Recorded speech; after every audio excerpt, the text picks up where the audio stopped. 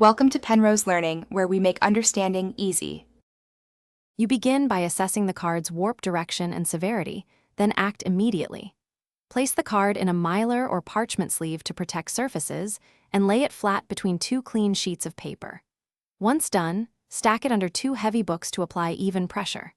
If the card is stiff, introduce controlled humidity by enclosing the sleeved card near a damp sponge for 20-30 minutes, not touching the card. This relaxes fibers and makes flattening effective. Check every 30 minutes to avoid overhumidifying.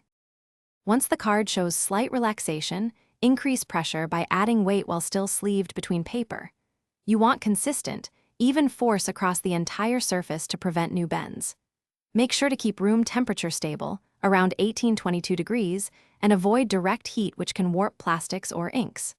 Alternate pressing cycles, 12 hours under weight, then a few hours exposed to air to permit gradual moisture escape. Repeat 1 or 2 cycles as needed. This slow approach preserves adhesives and card coatings.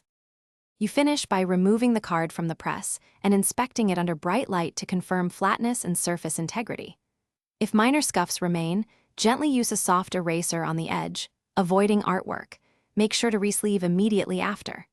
If the curl returns, repeat a shorter humidity and press cycle with lighter pressure to avoid delamination. For severe creases or ink lifting, stop and consult a professional restorer rather than forcing more treatment. That preserves card value and prevents irreversible damage. Thanks for watching. If this was helpful, leave a like and consider subscribing. See you next time.